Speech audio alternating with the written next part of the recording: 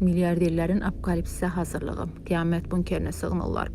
Dünyada son illər artan müharibələr, eləcə də qlobal iqlimin dünyanın sonuna səbəb olacağı barədə tez-tez fərziyyələr gündəmə gəlir. Atom müharibəsi olarsa, cəmi bir neçə ölkənin ayaqda qalacağı və bu ölkələrdə bütün təhlükələrdən qorunmaq üçün bunkerlər inşa edildiyi bildirilir.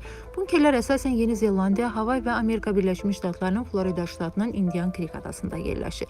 Milyarderlər bunkeri kimi tanınan Krik adasında həddindən artıq təhlükəsiz şərait olduğu bildirilir.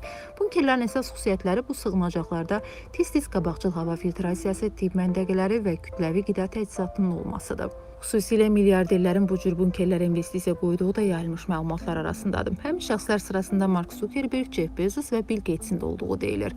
Facebook'un qurucusu Meta şirkətinin həm təsisçisi Mark Zuckerberg'in 2014-cü ildən bəri havayda böyük təhlükəsiz yeraltı bunkerə malik nəhəng bir kompleks tikdirdiyi deyilir. Wired jurnalının məlumatına görə ərazidə öz enerji və qida təchizatı ilə təchiz olunmuş sığınacaq olacaq. Məlumata görə burada işləyən dülgərlər və elektrikçilərə gizli müqavilələrlə bu barədə danışmaq qadağan edilib. Zuckerberg qiyamət günü bunkeri yaradıb-yaratmadığı barədə suala isə yox cavabını verib. O, tikdirdiyi yerin kiçik sığınacaq olduğunu və zirzəmiyə bənzədiyini söyləyib.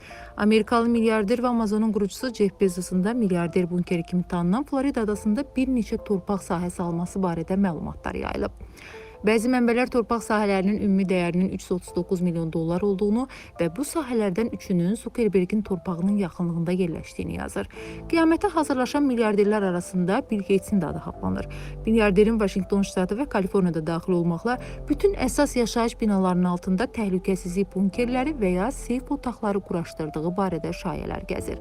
Sığınacaqların fövqəladə hallarda və ya potensial apokalipsis ssenariləri zamanı qorunmaq üçün nəzərdə tutulduğu bildirilir. OpenAI'nin baş icraçı direktoru Sam Altman və LinkedIn'in yaradıcısı Reid Hoffman'ın da sığınacaqlara və apokalipsis sığortasına malik olduğu bildirilir.